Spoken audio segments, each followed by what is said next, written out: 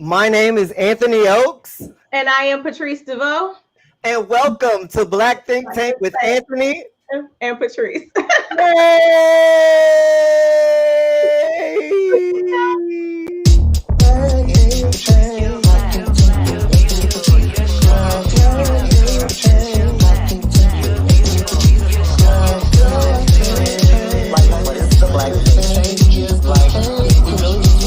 Create a space where we could, discuss Black content creators and providers and consumers of Black content.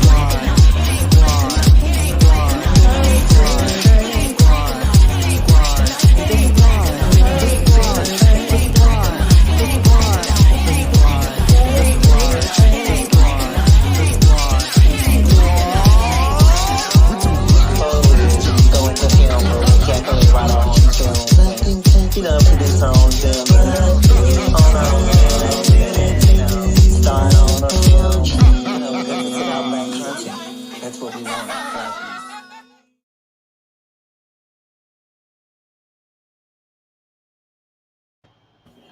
And welcome to the Black Think Tank. Hey! So much! Oh my God! I missed you guys. I missed y'all so much. Yo, what's going on? How y'all feeling? How's it feel to be back? It feels great to be back, to be Black. And look at this platform. Listen, look at we've been gone for a minute, but we really came back with the jump off for y'all. Like we've been working behind the scenes. Hey, Little Kim in full effect. Thank everyone for tuning in. People are still also already tuning in. We appreciate you guys. I'm Anthony, of course, with my beautiful co-host Patrice DeVoe, and we have our squad with us. The squad. Hey. Haywood Tracy. What's going on? What's happening? Y'all look good. Like I feel like everybody has stepped up their equipment. Clearly, yeah. So we really need to shout out Marcus Key. He is a great supporter of ours. We love you, Marcus. Thank you for the glow up. We appreciate you, and we appreciate people who believe in us. I'm just in awe. I'm in awe. Our first sponsor with production credits. Hey.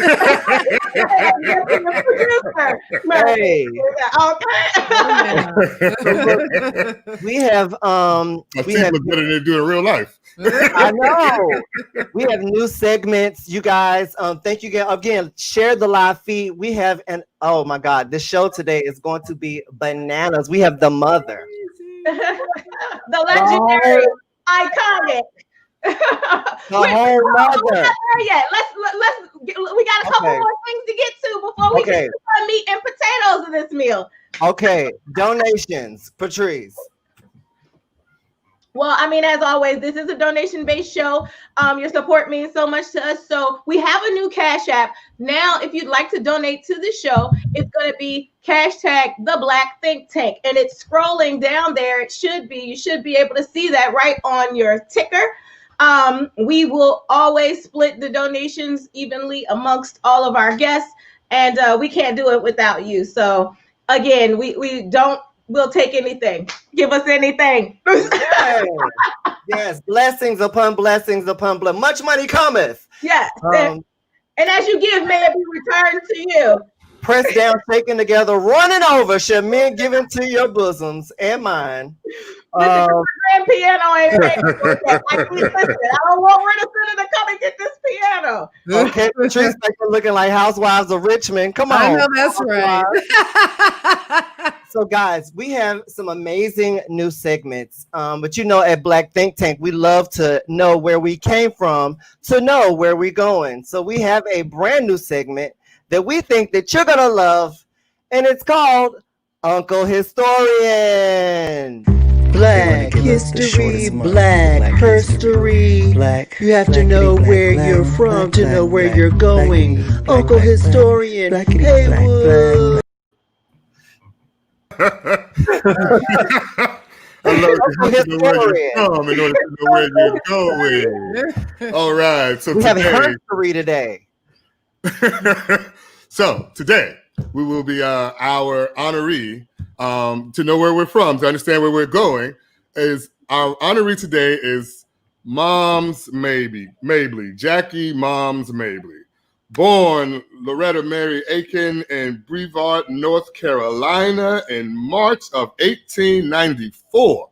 She was the grandchild of a slave who went on to become a performer, starting in the great city of Cleveland, Ohio, where she met some vaudevillians, moved on to New York City, and began performing at Harlem's Comedy Club and the world-renowned Apollo Theater. She performed at the Apollo Theater so much so that she actually is the most recognized performer at the Apollo Theater. That means she performed there more than even the godfather of soul himself, Mr. James Brown. So Moms Mabley, she comes through the vaudeville set.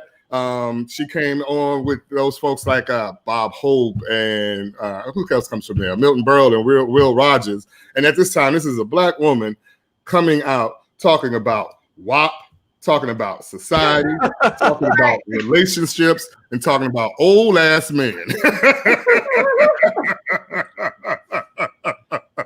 That Moms Mabley set the tone. And I mean, she actually went on so far as to have folk songs, Abraham, Martin, and John, and be recognized in the 70s. She made movies. She recorded over 24 albums. And still to this day, she is an icon, not only in the world of comedy, but in the world of entertainment. Stand-up comedy is a uniquely American art form, and it's great that we honor someone like Moms Mabley, who took the art form, brought it home, and as a performer from the Chitlin circuit to take it further than where it had gone before, we got to give props to that. And to Moms Mabley, we say, Ashe, Ashe, Ashe, Ashe. Love them when they go on in their sin. I am because she was. I am because she was. You know, she talking about that WAP before it was WAP. So, thank you, Uncle Historian. That was amazing. We speak your name, Moms Mabley. And we also here at Black Think Tank love to support Black business. So we have a new segment called the Black Business Shout Out. Black Business Shout Out. Black Business Shout Out. Hey. Welcome to the Black Business Shout Out with Tracy Turnipseed. Support your Black businesses.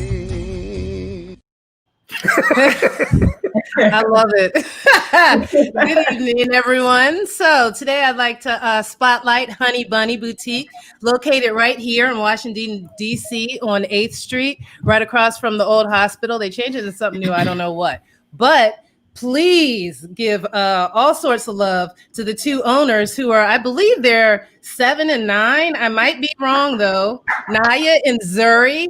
This is Black Power from the babies on up to 99. They've owned the store for the last, I want to say 6 years. They sell soaps, they sell scrubs, they sell all of your hygienic needs, deodorants, bath bombs. Please go down to 8th Street. And if you can't make it down to 8th Street, go on to honeybunny.com where you can find all of your skincare needs. Oh, yeah, I love that. Yes. And if you look at the bottom, Honey Bunny's information is at the bottom as well, so that you guys can go check them out. www.honeybunny.boutique. I've definitely been there. It's an amazing store. It's right in Capitol Hill, and they're beautiful people, and they're Black. Support Black business. Thank you, Tracy, for Black business. Yo, we don't know how to act. We just listen. We coming in. We don't. Because it's like we really want to thank you all who have been, patiently waiting for us to return. Thank you for waiting on us. We see that y'all are all up and through here. So you have missed us as much as we have missed you. And for those of you who may have hoped that we weren't going to return, we're certainly happy that we were able to disappoint you on today.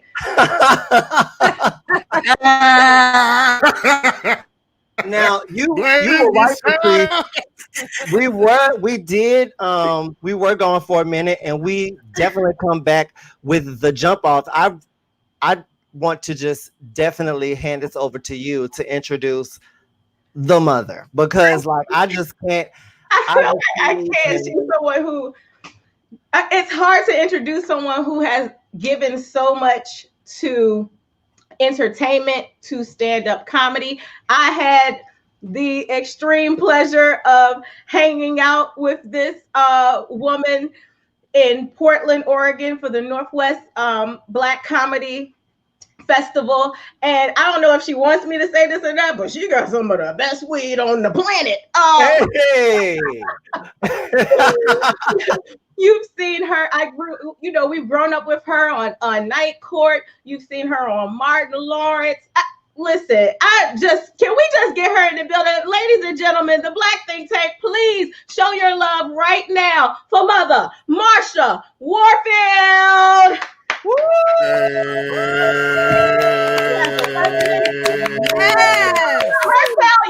her run down her receipts. Mother Marsha, how are you? I'm fine. How are you? Thank you for having me. So glad to see you. It's been a minute. You're still in Vegas, right? Yes, I'm here in Vegas. It got cold here all of a sudden, so we're having. I might as well be in Chicago, but I'm here in Vegas. Because you're from Chicago, right? That's where I was born and raised. Hey. Outside of Chicago? Yes, I started doing stand-up. I was born, I like to say in my act, I was born in the year of Brown versus the Board of Education. Okay. I grew up in the south, on the south side of Chicago. I grew up with the civil rights movement, so it's interesting and nice to be here on the show. We couldn't, we really couldn't think about or dream about back then. We used to call each other on the phone, and it's a black person on TV. Where? It's in the crowd up there at the top. The gym. He black, and that was a big deal, So to think that you've come from that kind of non-representation to global recognition, to presidents, to vice presidents, to billionaires and influencers, and you is an amazing thing to consider.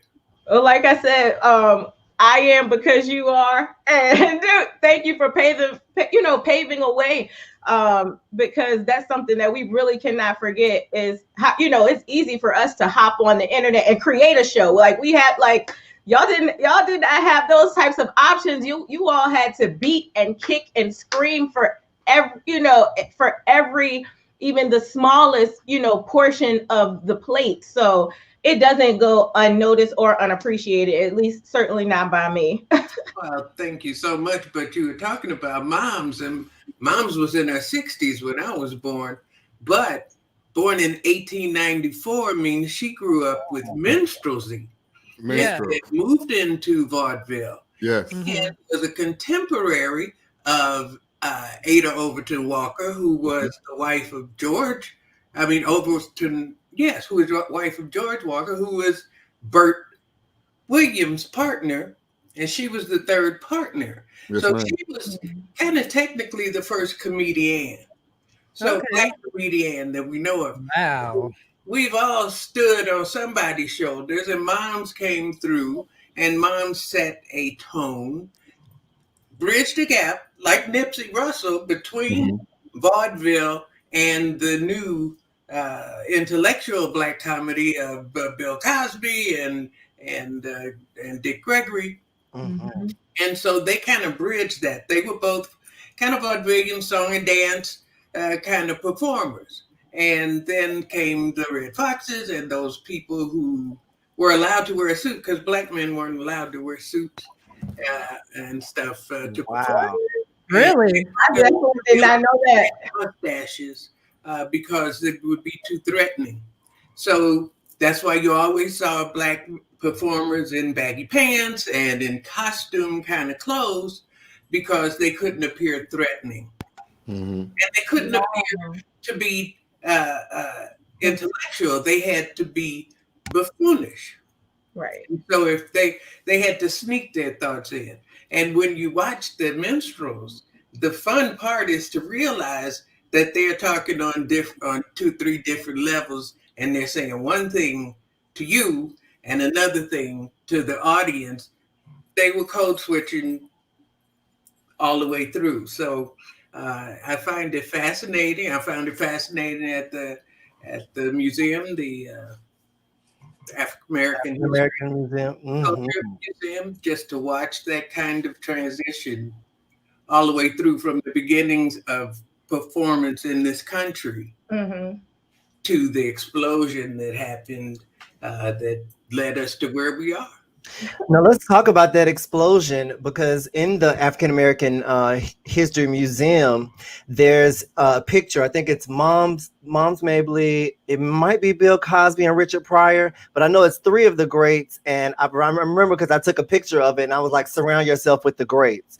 Now, with that being said, a lot of people think, Marsha Warfield, Night Court, but your career started way before that, because as I read earlier, you wrote for the Richard Pryor show, correct? No, they've been saying that for I don't know how long. I did not write. You take all the credit you can get, Richard. Paul Mooney wrote, and Paul Mooney is the reason why we all got on the show. Paul was writing for Richard and producing on the Richard Pryor show. And when Richard would come to the Comedy Store to work out, because he was working on, I think, the Bicentennial Nigger album in 1976, 77. And so when he would come work out, then we would get to meet him and hang out with him. And so when he got the show, Paul just cast us off from the Comedy Store. And so that's how I got to meet people like that. But I started doing stand-up in 1974 in Chicago. And what made you? What was the draw to stand up for you, especially as a Black woman? What made you? Well, I was always drawn to the comedians, and I grew up with variety shows. And there was a variety show on TV every night, and every variety show had at least one or two, sometimes 3 or 4 comedians or comedy troupes. So I got to watch a lot of different comedians coming up on TV, and I was always drawn to them. I never thought it was something I could do, because I rarely saw anybody who looked like me doing it, and we weren't really encouraged to explore career opportunities. Right. We were limited in that. You're going to work over in this plant, or you're going to work on this car. And that was about it. And so I hadn't allowed myself to dream of it. But then I read in a Sunday supplement magazine about a comedian named Tom Dreesen, who had just broken up with his partner, Tim Reed, where they had been the first interracial comedy team in history. And they had just broken up. Tim was going to Los Angeles. This was in Chicago. He was going to Los Angeles to do WKRP. And Tom was, doing stand-up. So he had an open mic, which was new at the time. I had 2 open mics, I think, in the country, and one was at the Improv in New York, and the other one was the Comedy Store. Wow. Started opening up. And so he said, they accepted new people, virgins, they called them. And so if you were a virgin who wanted to try it out, you could come down. So I told a friend of mine that I was going to do that. And she said, okay. And then months went by and I didn't go. And she came to my house one day after work and said, put your clothes on, let's go. She said, you going down, you've been talking about this long enough, let's go. I had no idea how to stand up. I had no idea how to write. I didn't know nothing. But we went and finally got on about 2 a.m. And I entertained the comedians, and they were supportive. So I went back and did it again.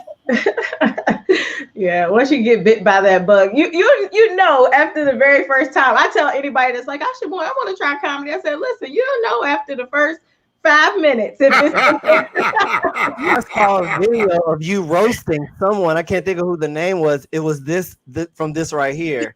I was like, look at Marsha with the plunging neckline. Okay. That was Tommy Chong roast. That was the first time I had been in Vegas, in fact, and I got lucky and did that show, and that was it. But that was after the Richard Pryor show.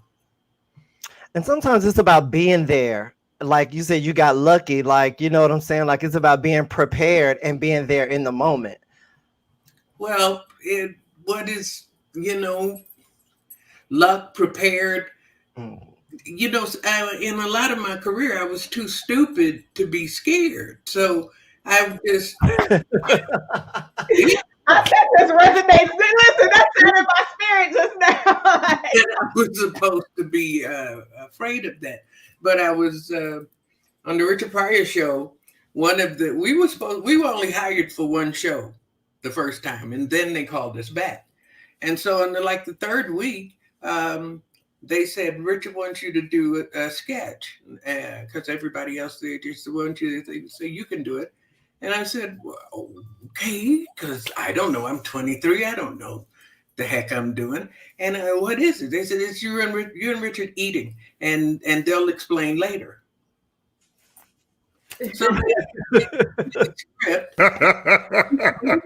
and it said Richard Pryor and a beautiful woman seduce each other with food. Then it was a blank page. Complete improv. Everything was improv. The end. That was it. And so I'm like, okay, we'll figure it out in rehearsal. We didn't rehearse.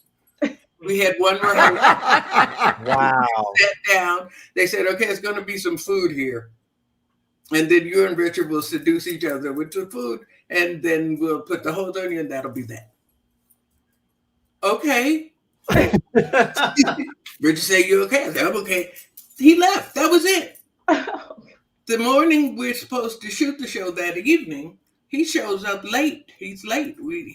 Nobody can find him. And he shows up about close to lunchtime in a white suit with a pink shirt and a carnation. I said, he just got married. And he said, how you know? I said, because he's got on a white suit and a pink shirt. What is it?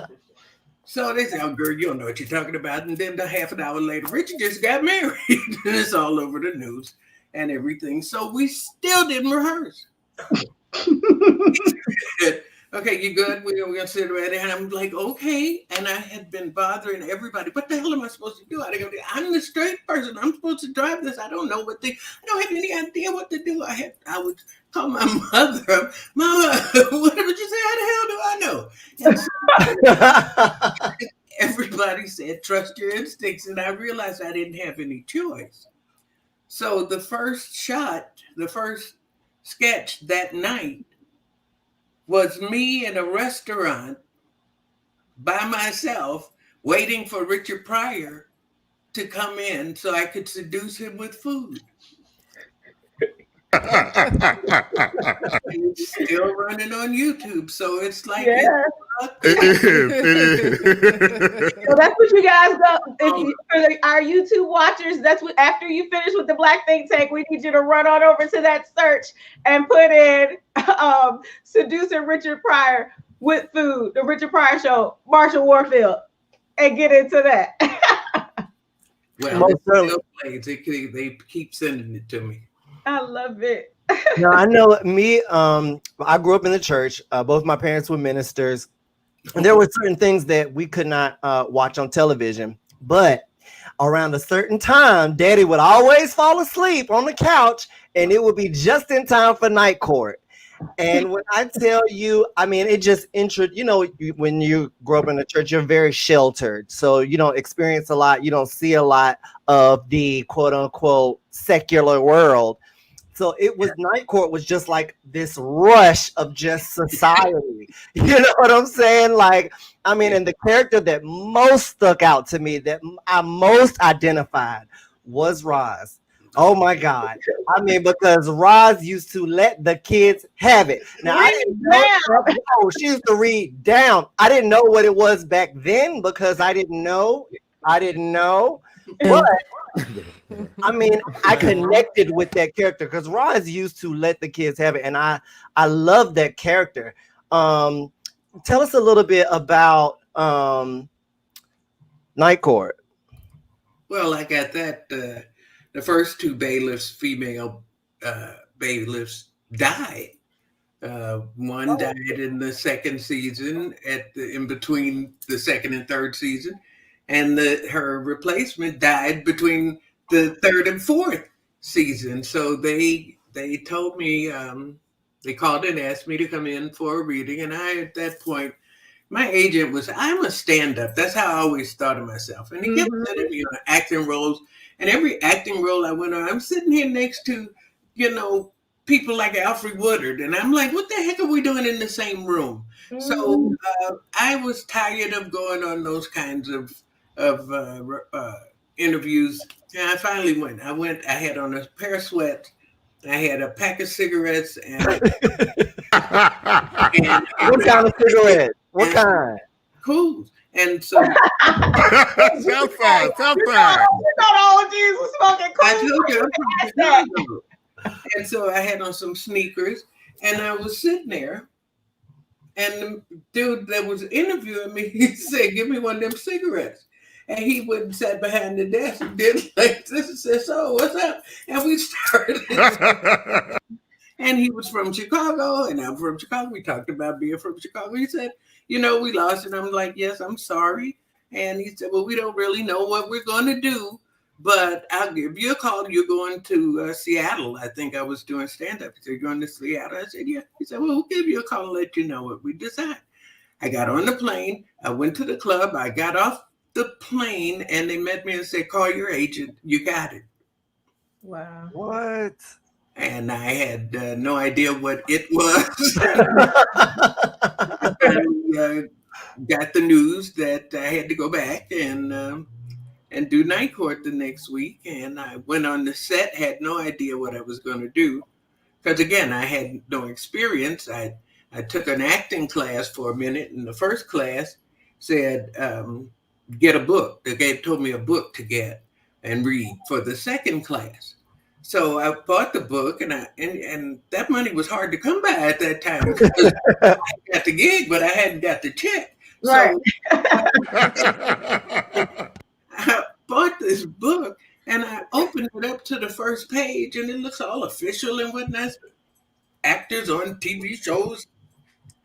I opened it up, and they said the key to acting is to keep it simple. So I closed the book and put it down and never picked it up. Yes.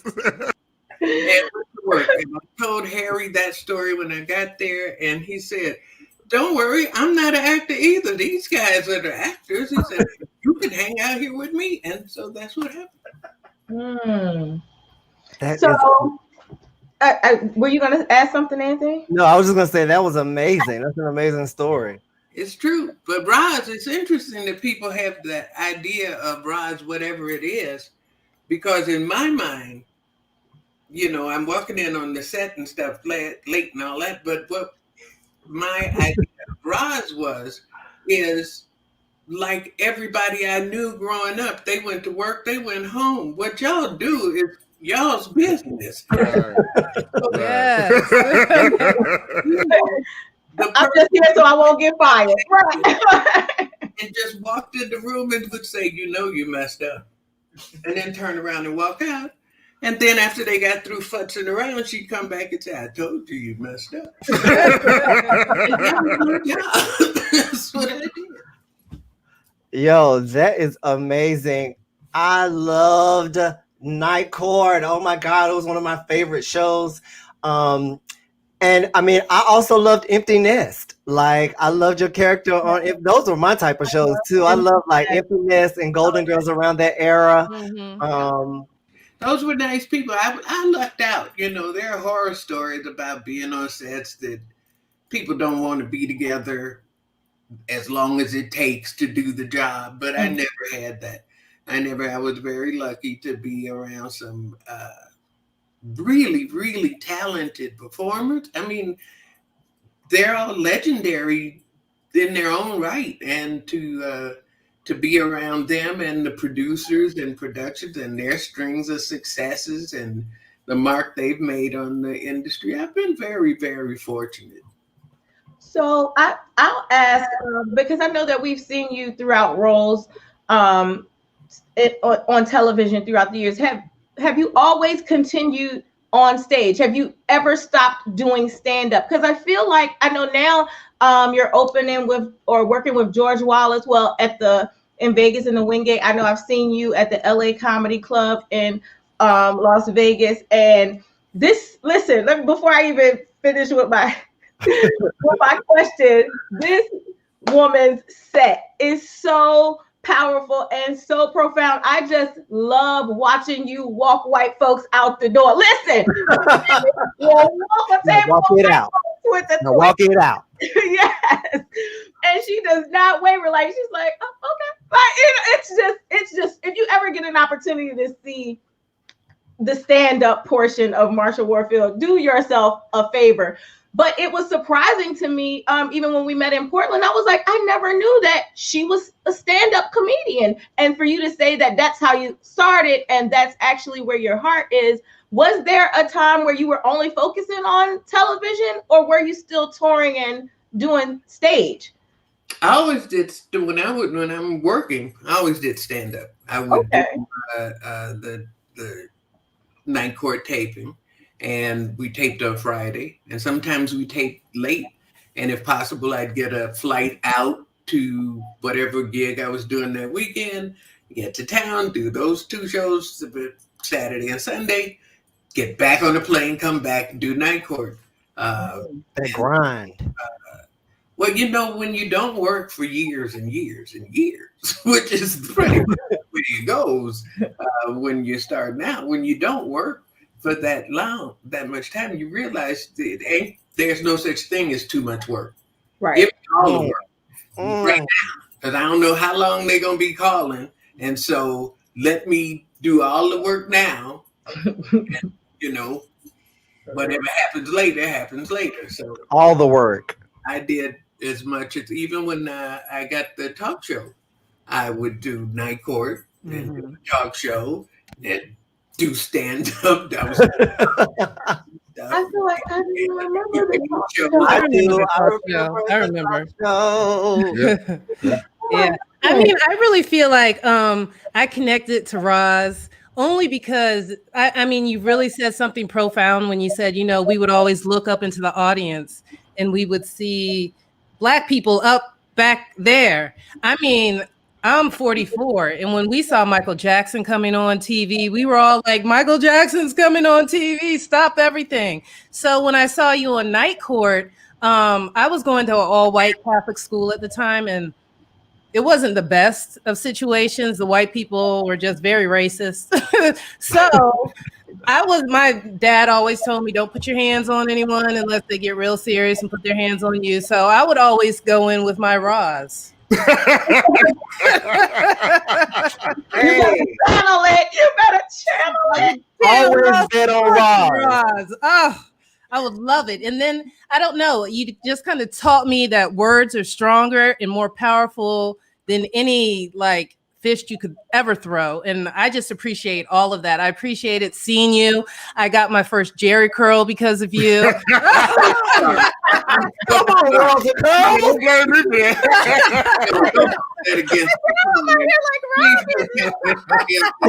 All right, just let that go. Yo, not Whirls of Curls. Yes. So, I was going to ask one more question before we go into our next segment. And even if you want to wait until after our segment to answer, if it may be too meaty of a response, but I have to know, as a Black woman in comedy, as someone who likes to advocate and, you know, just try to have a certain level of camaraderie with Black women in comedy, can you tell me a little bit about your soul sister comedy tribe? Did you feel welcome? Was it because roles were so scarce, so to speak, even though they weren't. They just weren't handing them out. But you know what I mean?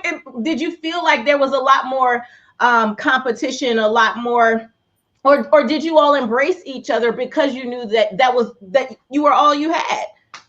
Well, you have to understand there weren't a whole lot of women doing stand-up, period, when I started. And then there weren't that many Black women. But women like Shirley Hemphill, and there were two other, Brenda Verrett and Roberta Parrell, were doing stand-up at the Comedy Store. And we were all like, competition is the name of the game. There's usually only one role for whoever. I mean, in a movie, TV show, there are only certain amount of roles to go around, and you're going to find yourself in a room with maybe 100 other hopefuls for that one role. So competition is part of the game, but it doesn't really have anything it didn't stop us. And if something came up that wasn't right for me or I couldn't do, which was rare, I told you don't work for years, but if it ever did happen, then nobody that I know of would begrudge passing on a tip or, call this person and get pictures with this guy and whatever. It just wasn't ever like that. And when people would try to make it like that, it was very weird. I couldn't see Whoopi when she came along because I was working all the time at comedy clubs or hanging out in clubs, and we didn't have all the playback equipment and tapes and we had 3 networks, and HBO and Showtime were new. That was it. And so I never got to do that. And when I finally did, and people had been telling me, there's this new comedian, you better watch out. Okay.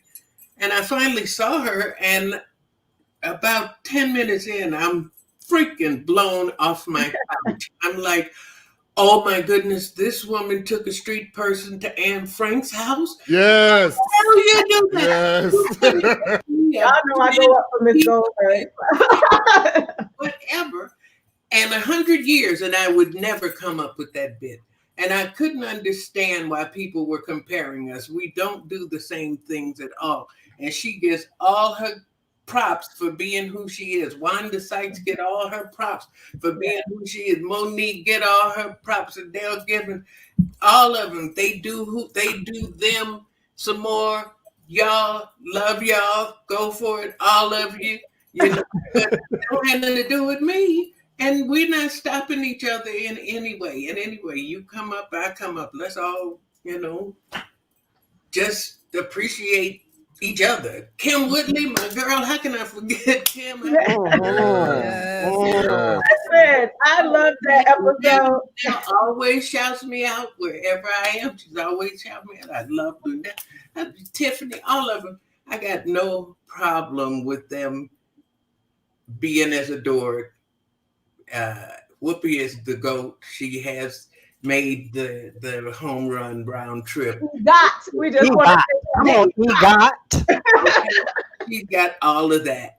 And so I am very humbled and honored whenever I'm mentioned in that company. And I appreciate them all and all the love for them and from them. And that's what it's about. So I just wanted to take a moment to shout out Gina G, Too Funny, who's on here. She's one of my comedian sisters. Woo Woo, the comedian out of Baltimore. Rashawn. Here. Rashawn is not a comedian, but we love you, and we're gonna talk about the women in comedy for a Oh second. yeah, I'm sorry. Sorry, women in comedy. Women in comedy, but especially, Precious Hall. It's just so I feel like they're women are really working together. The She More Funny group of women who come together, and now they're touring. I just love to see it. I hope it can continue in that way, because you get tired of seeing shows with 7 dudes and no women. Like, really? You're gonna Patrice, we just talked about this. Yeah. As gay as I am, I cannot stand a sausage party.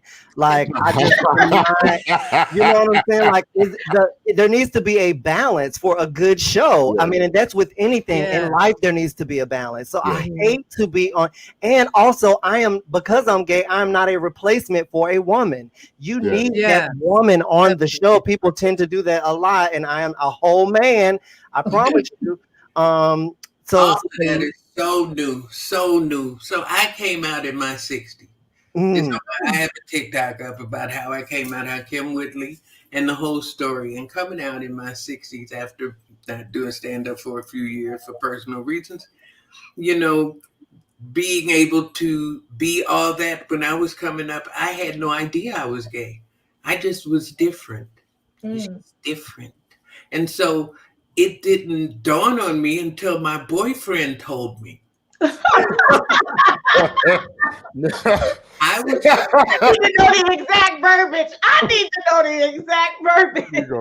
trying to explain to him that I felt weird talking to this woman. She had gave me a number and everything, and I just didn't want to call her. I didn't know what to do. And it usually didn't feel that way around here. I don't know why I like her so much. He said, like, bitch, you in love. Oh.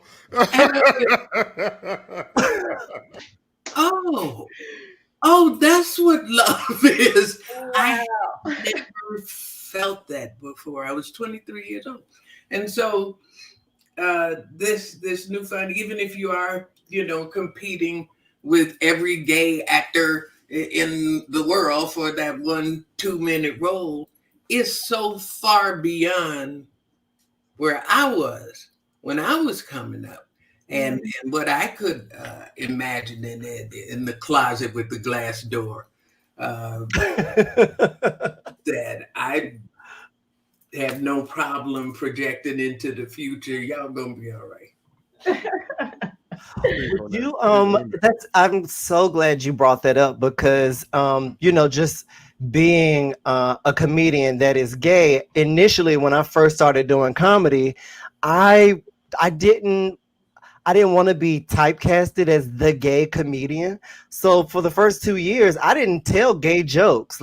It was very kind of ambiguous, very asexual kind of. And to be honest, I didn't really grow within that. I mean, I grew, but it wasn't like growing within myself. And I didn't flourish on stage until I came to terms with divulging that information and finding it funny and then presenting it to the audience. But it took me a while to come to terms with that, to talk about, because, I am from the church. My dad is a minister in our hometown. That's where we used to keep the local hospital. That's where we used to keep the gay guys in church. We kept to watch them. Shout out to Dr. Jones, a Black think tank veteran, who talks about that in her book, Theopolitics of Flaming in Church. So, yeah, well, imagine how moms felt. Mm. And imagine, I love to have walked with her in her time. And women like her and Gladys Bentley, who was a piano player, who was, she has on a tuxedo and top hat in this picture, but then later in life had to go back in the closet. But just to have lived like during the Harlem Renaissance when it was okay to be out. Right. Makes me think of Women of Brewster's Place a little bit. Clammed up. Just to...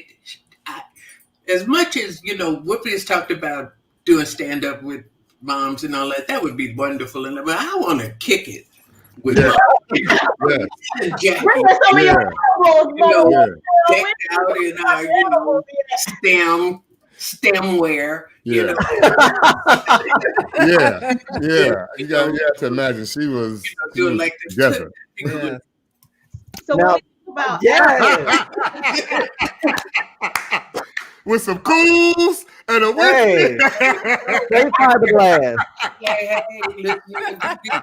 Whoever, just Jelly Roll more. Come on now. That's Waller. Could you imagine? Yeah.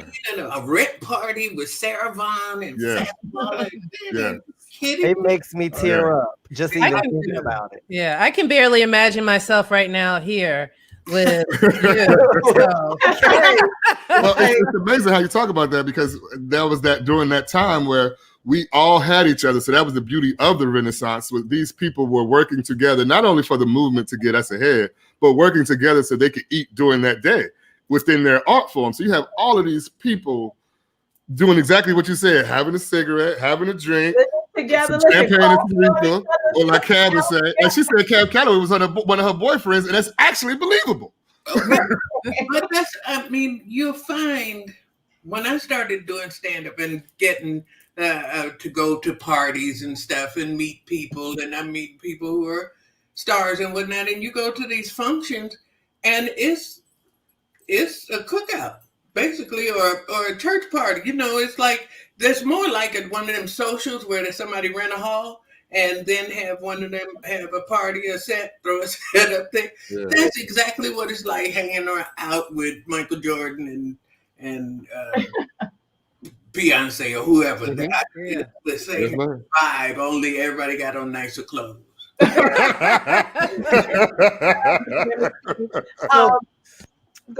Yeah, I was just gonna say we didn't quite talk about politics. Something major has happened. You know, no, listen, last Tuesday, go ahead. Before we get into, because first of all, Mother Warfield's posts about politics are bananas and have me crying on the floor. We have a new segment here at Black Think Tank. It's called Black 3 Minutes. Is that what it's called? I always get the name wrong. What is it? 3 Black Minutes. 3 Black Minutes. Why do I always want to call it by the white version? I feel like that's the white version. Black 3 Minutes. 3 Black Minutes. 3 Black Minutes. Oh, we have a very special guest for this particular segment.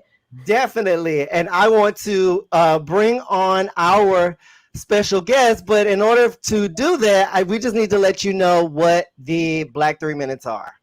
Welcome to 3 Black Minutes, where comedians from all over have 3 black minutes to talk about tonight's subjects. Comedians have 3 black minutes to be funny, or we have 3 black minutes to roast them.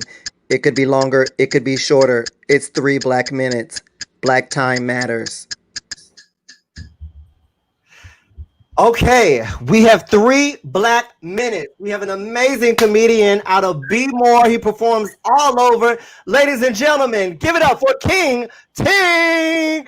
Oh, that ain't King Tink. No, that ain't King. This ain't King Tink. I abducted that nigga. This is Donnell Trump.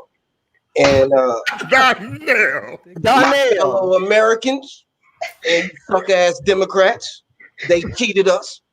Yes, they did. They cheated us. This is what Melania felt like after I got caught with Stormy Daniels. But Stormy Daniels had that wop, though. She had that wop, though. So you can't even blame me for that, man. But they say you can't keep a good man down. But apparently you can keep a real nigga down. That's what America did to me. You feel me? That's what they did to me. But it's cool. It's cool. Because this Saturday, don't get it twisted, we taking over the streets of D.C. I'm having a million MAGA march, nigga. A million MAGA march in the streets of D.C. It's going to be AR-15s and tiki torches. Y'all ain't going to know what to do. That's what I'm talking about, man. Y'all got me messed up, man. America ain't even going to be lit no more with Joe Biden. You know what I'm saying? Because I'm the real first black president. I did everything that y'all thought Obama was going to do, nigga. I got 3 baby mamas. You feel me? I be flaming niggas on Twitter. Yes, I don't even pay my taxes, nigga. Who's the realest nigga that been in the White House, man? It's me. Arizona, Georgia, Pennsylvania. Y'all think y'all can do this to me, nigga? Y'all think y'all can do this to me? I'm suing all you. I'm putting cases on all you bitches. Put cases on them. Put cases on them, Prince. Recount, nigga. Yo, Donnell Trump, thank you so much for. I mean, you put cases on them, Prince. Put cases on. One more thing. I just want to tell all my supporters to stand by and stand down. And I also want to tell y'all to stop, drop, shut them down, and open up. Shut them down. Yo, shout out to King Tink. Thank you so much for coming through, Donnell Trump. We appreciate you. You're more than welcome to stay on if you like. If not, you know, I know you got to pack your shit. I know you got to go pack your shit. All right, the U-Haul, honey. Yo, Hilarious. That was 3 Black Minutes. That was King Tink. Make sure you follow him on all social media platforms. But we have a new president-elect, Mother Warfield. Yes. And I'm happy about that. Anybody to get, I would have voted for Donald Duck or I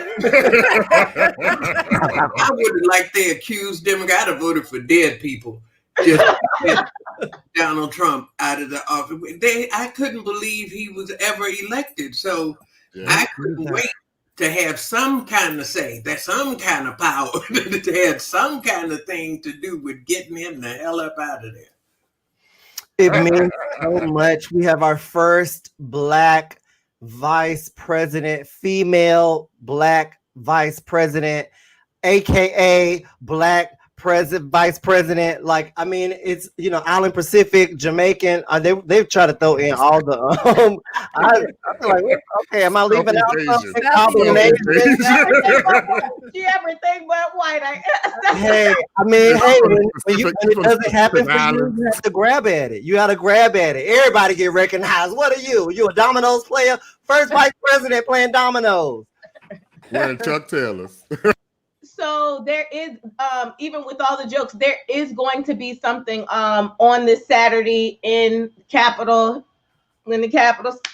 So just be mindful. Be safe. The thing about it is when we talk about it, sucks that we still have 51% because we have a new president, but we got the same America, and that's the concern for me. That map. Yo, that map.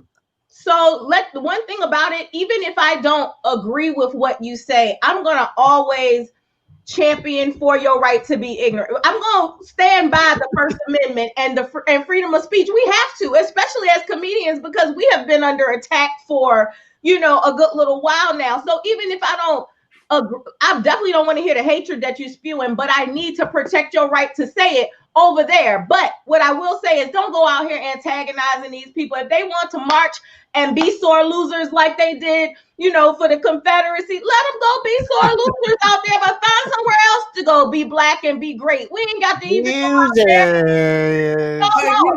I talk about in my act how for most of our history in this country, Black people have not been allowed to get mad. We're not allowed. We have never been allowed to express anger. Right. And so anything we say with any that's not okay, yes sir, is seen to be hostile. Mm-hmm. And uppity, which uppity means intelligent. No, you think you equal. Oh, right. Right. Uppity. And so the 70s, the 60s and 70s, when Black people started getting mad, then that's what made the country start going, what? Hey. But it's also what spurred on other trends. We better give these people something before they really get mad. Right. Yeah. We have a right to be angry, and we still have face resistance whenever we express displeasure. Something's wrong. It's always minimized. It's made to be like you weren't looking for something special. It's like, no, this is a just and real problem. But I think that when we slow down and realize that we also have the right to sit here at this table and tell you, I'm not going along with that anymore. Right. That the anger comes out constructively instead of confrontationally. There's no confrontation to be had here. Exactly. Your rights, my rights, our rights. These are individual rights that we are all having and able to. So now, it's not even a conversation to be had. We will facilitate this changeover to everybody's benefit. Mm-hmm. Because we have to realize everything we've done has been minimized, scrutinized. It's been made to qualify and all that, and we have to stop that. We have to start celebrating. Celebrate. Look at y'all. Look at you. Look at you. When I started doing stand-up opening for we worked off the door. I worked with a big band, 18-piece, 20-year-old Larry Ball was conducting an 18-piece band in a room no bigger than this room I'm in. But people would come in and he would give us $1 at the end of the night. You know, there's 30 people in the show, so they made $30. Y'all got $1. But look at y'all producing things out of making magic happen out your mind and making a way where, you know, following a trail that you see that you're exploring. I'm so freaking proud.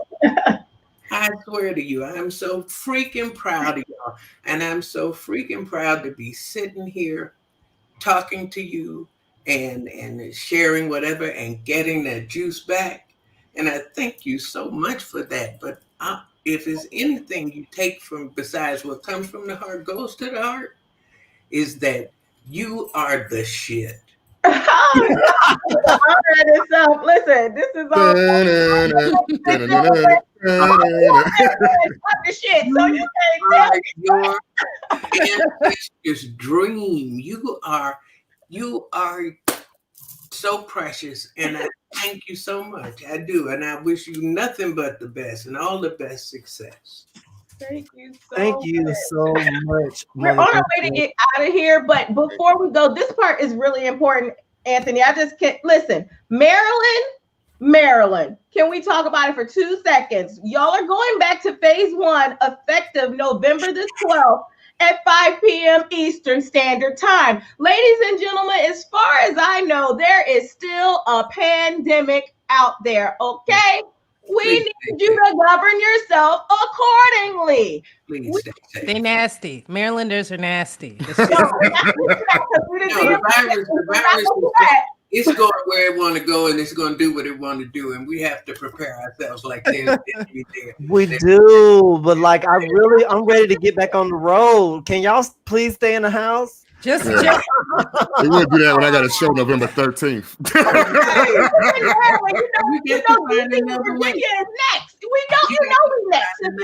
They went from stages, theaters to from minstrelsy to vaudeville to burlesque to radio to television to movies and now it's digital. So you're finding you're doing what you're supposed to do.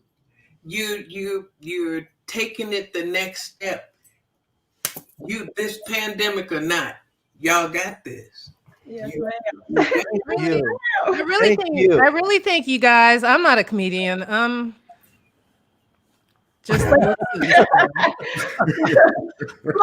beautiful, effortless, hilarious. You guys should be proud of yourself. I don't even understand. I've seen so many stand-up shows online on Zoom where you're just talking to a blank screen. I couldn't. That's like taking it further than it needed. I mean, you guys have so many different outlets, and you figured out all the different ways to use them. You should be very proud of yourselves. You guys are amazing. Amazing. We're amazing. We're all amazing. Everyone on this platform, us, Miss Mother Warfield, Brian King Tink, Patrice, Haywood, we're all amazing. Black people, you're amazing. You're resilient. And like all things, we have to go pay these bills right quick. So just give me 1 second. As always, the Black Think Tank with Anthony and Patrice would like to thank our sponsors, MJ_Herbal_Infusions. Want to get high? Eat this. And the Flunky Concierge Service, always available when you have more tasks than time. If you would like your event or business featured on the Black Think Tank with Anthony and Patrice, email us at blackthinktank.a.p@gmail.com. Y'all heard me cold switch right there. Y'all heard me cold switch on that last thing. Patrice, it sounded good. Patrice was like, I don't like my voice. I don't like my voice. It did sound good. Look, we've had an amazing show. I still feel like it's a dream. I am in awe. And I truly thank the creator for this opportunity because I definitely love to know where I came from, to know where I'm going. And I was heavily influenced by Mother Warfield. Let she know it or not, her characters are inspiring and motivational just from her. I felt her through the characters, and it's that's the connection that I felt, and that's the connection that I feel with her. And she's amazing, and she's legend out in these streets. Legend. Call her by name. I miss you, Miss Marsha Warfield. I can't wait for us to hang out again next time. Listen, everything ain't for the internet, but when I tell you that lady know how to turn up. Look, You know how Soul Train started? Just one quick. Soul Train started. They were the UHF stations. There were the regular stations, and then they opened up the UHF stations for public access. And Don Cornelius took half an hour of public access time and started doing a dance show called Soul Train, and all the high school students would go do that show. And 2 years later, he went to Los Angeles and launched Soul Train, and it became Soul Train. So I'm telling you that where these avenues open up and you take advantage of, where there might not seem like a reward at the moment, seeds are planted, and who knows where you can go with that. Indeed. Indeed. Plant those seeds. Ain't that the benediction? Marsha Warfield, I know we're in a pandemic, but quickly, can you tell people where to find you? What projects you have coming up next? Because I know they want some more, but we're out of time, so let them know. Now, I am honoring the pandemic, and I am working from home. This is what I call my hub, where thoughts become things. Yeah, I've been working on things here and playing online with the technology available, and see where it takes me. And so you can find me on social media on everything. I'm Marsha Warfield. So TikTok, Twitter, IG, Warfield. Your TikTok is hilarious. I ain't even on TikTok. See, I'm behind. Listen, well, she uploads it to her Facebook account too, so she has it all over. Yeah. Yo. I only do one thing and just spread it around. Now y'all get it the way. Yeah. Can't be changing up on all this. Hey, Tracy, what y'all got coming up? Well, I always have MJ Herbal Infusions. If you're ever interested, especially over the holidays, and getting yourself some cookies and treats, make sure you hit me up. You guys know where I'm at on Instagram, MJ_herbal_infusions. Get your order in now for Thanksgiving. The menu will change again around Christmas. Haywood? That's it. Tomorrow, November 11th, Veterans Day. Shouts out to all the veterans out there who serve this country, Black, brown, and everyone who gets down. I am in Frederick with Church of Satire, telling some jokes up there. And November 13th, I'm in Hyattsville, Maryland, at my buddy Chris Blackman's backyard. You might want to double check that, Haywood. I just gave you the announcement back. It's a backyard. It's a backyard throwdown. So we're in the backyard. Oh, okay. But in case that show does get canceled, I also have November 13th, the virtual show that you can come to. It's a dad's comedy show featured with my buddy Chris Lawrence. And then, of course, just check me on my website out. Follow me on social media, and all those dates will be coming up. Also, Miss Warfield, I'm from Gary, Indiana, so I'm right across. So props to the South Side. There, 2300 Jackson Street. All right. Hey, you know it. Patrice, what you got going on? Okay, so I know I was just talking a lot of mess, but I do have a live show in Newport News. Listen, it's socially distance and bring your mask. All right, we're gonna take all the precautions, but November the 24th in Newport News, I'm with Alex Scott, Gary Mitchell, and then Lord willing, DC, November the 20th with Eddie Lyles. We have the comedy on the harbor. All that information you can find at But Is She Funny on all social media. That's the best way to keep up with me. And what about you, Anthony Oakes? Well, Thursday I have Gays in Space. I bring some of the most hilarious LGBTQ plus LMNOP comedians from all over the country. It is Thursday on Facebook Live. I have Andy Bosto, D-Lo, Shep Kelly, Kevin Thomas, headliner Violet Gray. So it's going to be amazing. Also on the 20th, I'm with Patrice at Union Stage with Eddie Lyles.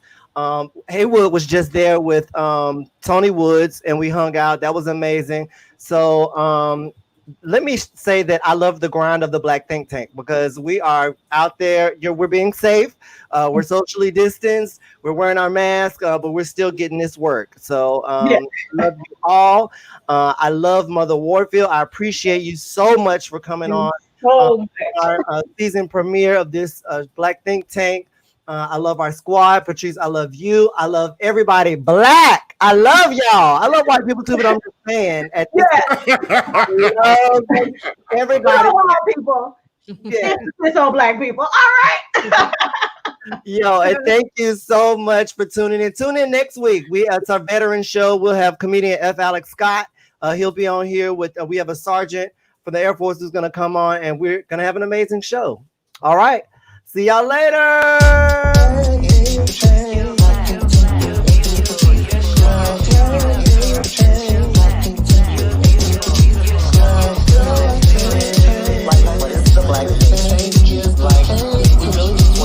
Create a space where we could, discuss content with Black content creators and providers and consumers of Black content.